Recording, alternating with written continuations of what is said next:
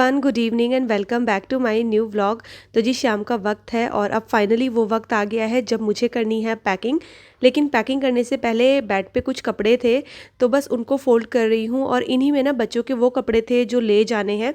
और जब पैकिंग करने का वक्त आता है ना तो मुझे इतनी ज़्यादा कन्फ्यूज़न होती है ना, स्पेशली सर्दियों में, क्योंकि ना पता ही नहीं चलता है कि क्या ले जाए क्या छोड़े। मेरा बस चले ना तो मैं पूरी जो अलमीरा होती है ना उसको खाली करके ले जाऊं, क्योंकि अपना तो चलो चल जाता है लेकिन बच्चों के साथ नहीं चलता है। और वैसे भी सर्दी बहुत है तो इस टाइम पे तो कपड़े छूटने का रिस्क ले ही नहीं सकती थी, क्योंकि आपको याद होगा पिछली बार मेरे साथ कुछ ऐसा ही हुआ था। वंशिका के मैं घर के कपड़े छोड़ गई थी और अपने जो है इधर उधर जाने के कपड़े छोड़ गई थी। तो आज मैंने सोच लिया था कि मैं ना पहले जो है सारे कपड़े अलग अलग करके रख लूँगी। मतलब कितने कितने जोड़ी जो है मुझे कपड़े ले जाने हैं वो सारे मैंने सबके अलग करके रख लिए हैं। और अब निकाल रही हूँ बेड के अंदर से बैग। तो मेरे जितने भी ट्रैवल वाले बैग हैं ना वो सारे बेड के अंदर रखे रहते हैं।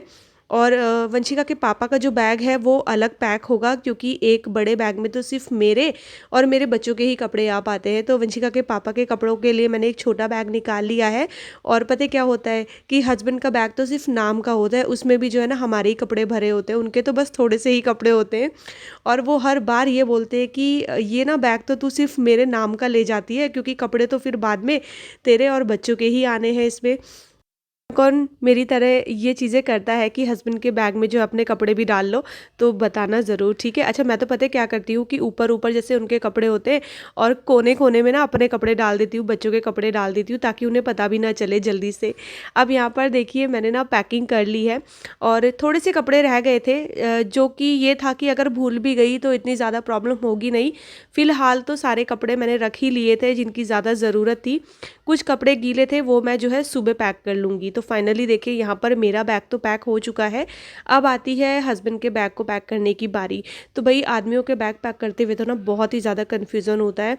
पता है क्या होता है कि जैसे मैं इनके कपड़े रखूँगी ना तो ये वहाँ जाके बोलेंगे कि अरे मेरे बस यही कपड़े लेकर आई है, मतलब खुद से रखना नहीं है, और जो मैं रखूँगी तो फिर इनको उसमें भी प्रॉब्लम होती है। तो इसी वजह से ना बड़ा सोच समझ के जो है इनके कपड़े रखने होते हैं।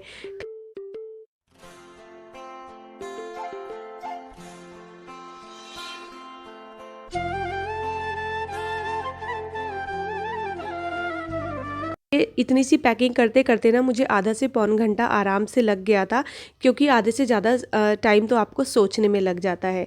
तो ये देखिए 2 बैग हो चुके हैं पैक। ये छोटा वाला जो बैग है ना, ये पिछली बार हम लोग हरिद्वार से आए थे ना तो मम्मी जी का बैग था, ये उन्होंने दिया था।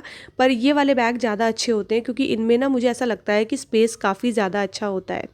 और इधर देखिए बेड की हालत हो गई थी ख़राब। एक्चुअली हुआ ये था कि सुबह से वंशिका के पापा इस बेड से उठे नहीं थे, उनका ऑफिस का तो काम चल ही रहा था। तो उन्होंने मुझे ना ये बेडशीट को ठीक करने का भी मौका नहीं दिया। मतलब सुबह जब मैं क्लीनिंग कर रही थी ना तो मैंने बस झाड़ू वगैरह लगा दी थी, मैंने बेडशीट ठीक नहीं की थी। अभी इस टाइम पे ना मैंने उन्हें बड़ी मुश्किल में यहाँ से उठा के बाहर भेजा। मैंने कहा अब आप यहाँ से थोड़ा सा निकल जाओ, क्योंकि मुझे ये वाला रूम जो है ना ये ठीक करना है।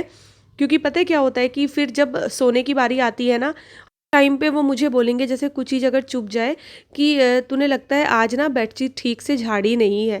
तो बस इसीलिए जो है मैंने यहाँ पर सारी बेडशीट ठीक कर दी है, रज़ाई को लगा दिया है एकदम सही से। और हाँ, आज मुझे डिनर की कोई टेंशन थी नहीं, क्योंकि मैंने दोपहर में राजमा बनाए हुए थे, तो ये था कि हम लोग बस राजमा के साथ जो है रोटी खा लेंगे। अब ना कपड़े थे जो कि मैंने लगाए हुए ही थे, मतलब मशीन तो आपको पता ही है कि डेली ही लगती है। तो ये सोचा कि कहीं ऐसा ना हो कि बाहर बारिश आ जाए। वैसे तो खैर ठंडा हो ही रहा है और बारिश से स्टैंड का कुछ जाता नहीं है, लेकिन वही है कि कपड़ों में ना नमी सी बनी रहती है।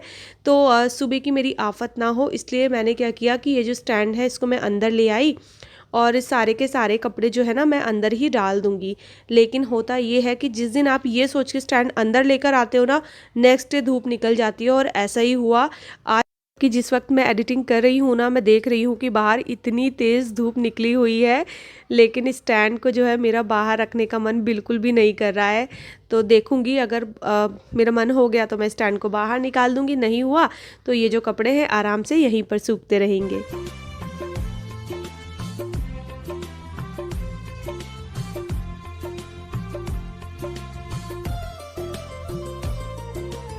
अपना कपड़े वगैरह सुखाने के बाद फिर हम लोगों ने डिनर किया और अब मैं आप लोगों से मिल रही हूँ नेक्स्ट डे मॉर्निंग, मतलब कि आज सुबह का ही वक्त है और यहाँ पर मैं बच्चों के टिफ़िन की तैयारी कर रही हूँ।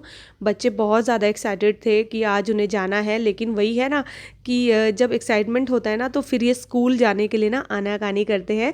तो मैंने बच्चों को बोला तुम स्कूल जाओ, मैं ना आज तुमको ना आलू टमाटर की सब्ज़ी और पूरी दूंगी स्कूल के लिए। तो दोनों बड़े खुश हो गए थे। तो यहाँ पर देखिए मैंने ये जो आलू है ना, आपको याद होगा एक दिन पहले मैंने बच्चों के लिए आलू के पराठे बनाए थे। तो उस दिन ना मैंने आलू थोड़े से ज़्यादा बॉईल कर दिए थे। अब हुआ ये कि हस्बैंड ने ना नाश्ता नहीं किया तो वो आलू बच गए थे।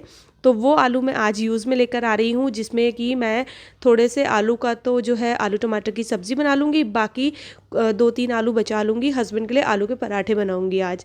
तो यहाँ पर देखिए टमाटर को अच्छे से जो है मैंने भून लिया है, इसमें सारे मसाले ऐड कर दिए थे और आलू भी इसमें ऐड कर दिए हैं। सब्ज़ी मुझे सिर्फ इतनी बनानी है कि बस दोनों के टिफ़िन के काम आ जाए, तो इसीलिए मैं बहुत कम सब्ज़ी बना रही हूँ ताकि सब्ज़ी बचे भी नहीं, क्योंकि आलू टमाटर की सब्ज़ी और कोई खाएगा भी नहीं।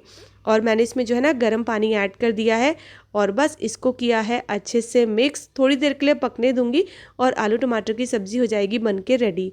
यहाँ पर ना एक चीज़ मिसिंग थी, मेरे पास ना कसूरी मेथी ख़त्म हो गई है, तो वो नहीं मैं ऐड कर सकी। बट चलिए अभी ग्रॉसरी का आइटम तो मुझे लेकर आना ही है, लेकिन वो अब जब मैं आ जाऊँगी उसके बाद ही लेकर आऊँगी। इधर जो है ना सब्ज़ी बन चुकी है, अब बारी आती है पूरियाँ बनाने की। तो मैं मस्टर्ड ऑयल का यूज़ कर रही हूँ। तो मस्टर्ड ऑयल का यही होता है कि तेल को ना बहुत अच्छे से गर्म होने दो पहले, उसके बाद ही उसमें ना पूरियाँ सेकनी चाहिए, वरना अगर कच्चे तेल में डाल दो ना तो बहुत बुरी स्मेल आती है फिर। तो इसीलिए जो है मैंने ऑयल को काफ़ी जल्दी ही चढ़ा दिया था और जब तक ऑयल गर्म हो रहा है इस बीच जो है ना मैं पूरियाँ बेल कर रख लूँगी। अच्छा मेरे साथ पता है क्या होता है, मैं ना एक साथ ना बहुत सारी पूरी नहीं तल सकती हूँ। जैसे मैंने कई लोगों को देखा है ना कि एक के बाद एक पूरियाँ डालते रहते हैं और फ्राई करते रहते हैं। मेरा क्या होता है ना, एक बार में मैं एक ही पूरी डालूँगी अच्छे से उसे फ्राई करके और उसके बाद दूसरी पूरी डालूँगी।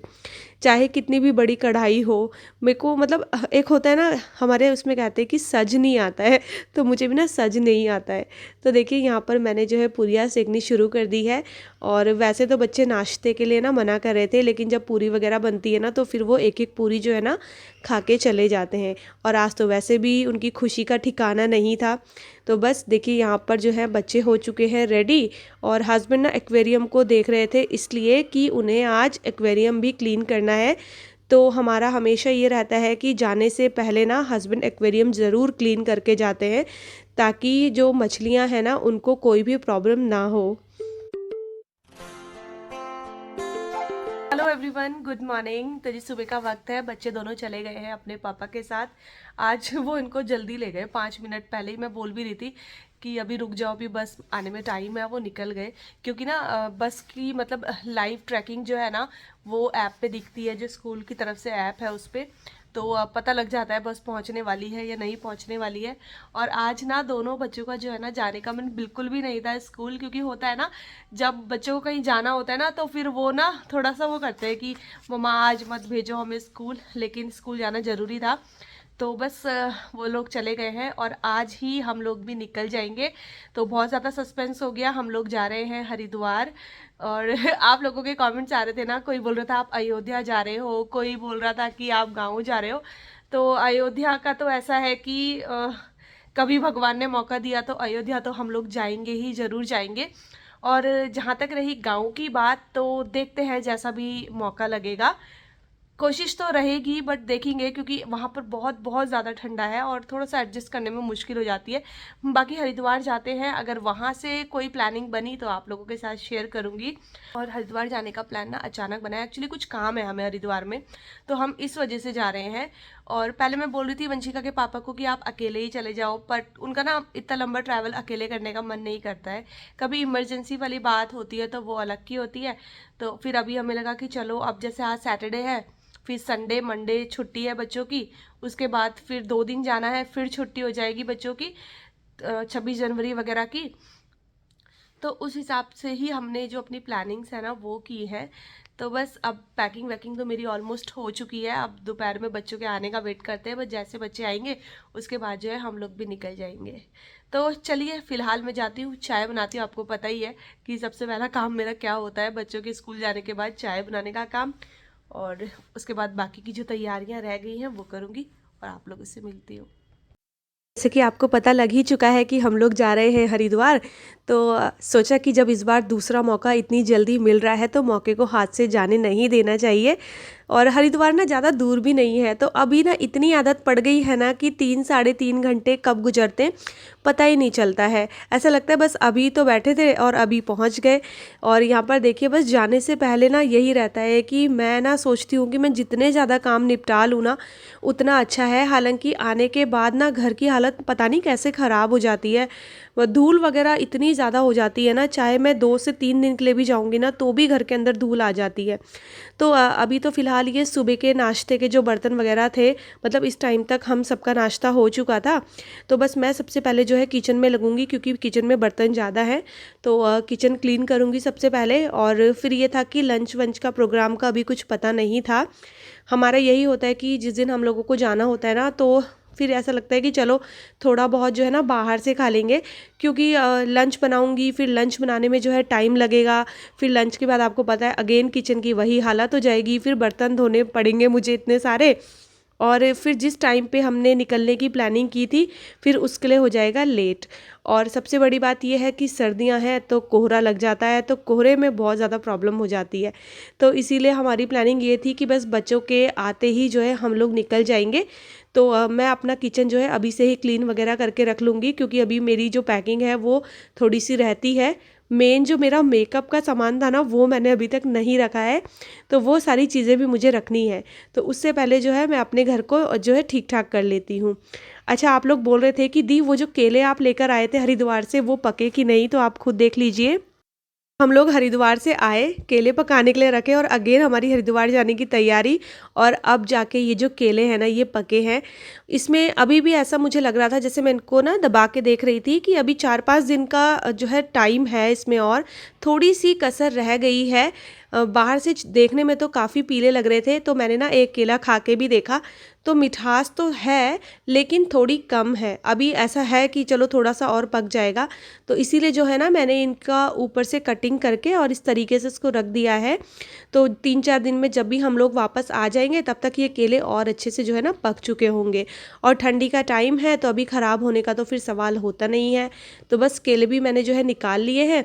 और अब मैं थोड़ा सा ये जो टेबल है इसको क्लीन करूँगी, हल्की फुल्की सी डस्टिंग करूँगी। आज मेरी प्लानिंग ये थी कि मैं बहुत ज़्यादा सफाई नहीं करूँगी, जैसे होता है ना मोटी मोटी सी सफाई, कि बस इतना हो जाए कि जब मैं घर आऊँ तो घर मुझे थोड़ा क्लीन लगे। और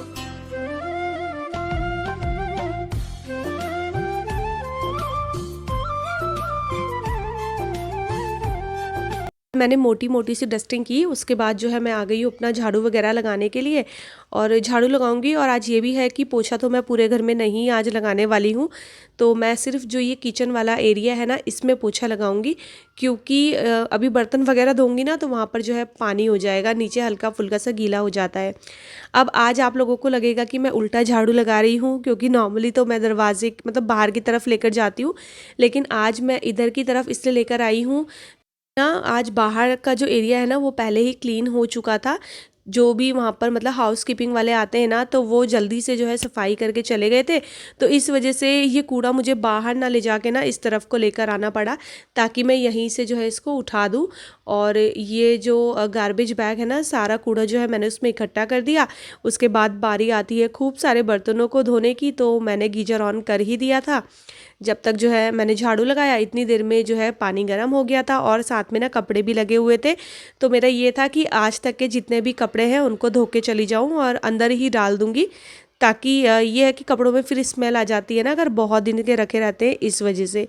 तो बस उधर कपड़े लग रहे हैं, इधर इतनी देर में जो है बर्तन धुल जाएंगे, तो यहाँ पर जो मेरा सुबह का काम है वो हो जाएगा कंप्लीट। और बस अब लगा लूँगी पोछा, और इसी के साथ जो अपने इस वाले वीडियो का एंड करूँगी। तो ये था छोटा सा वीडियो, आपको कैसा लगा ज़रूर बताइएगा, और वीडियो पसंद आएगा तो चैनल को सब्सक्राइब कीजिएगा, वीडियोज़ को लाइक और शेयर करना ना भूलिएगा। मैं आपसे मिलती हूँ अपने अगले वीडियो के साथ, तब तक ले bye bye and take care.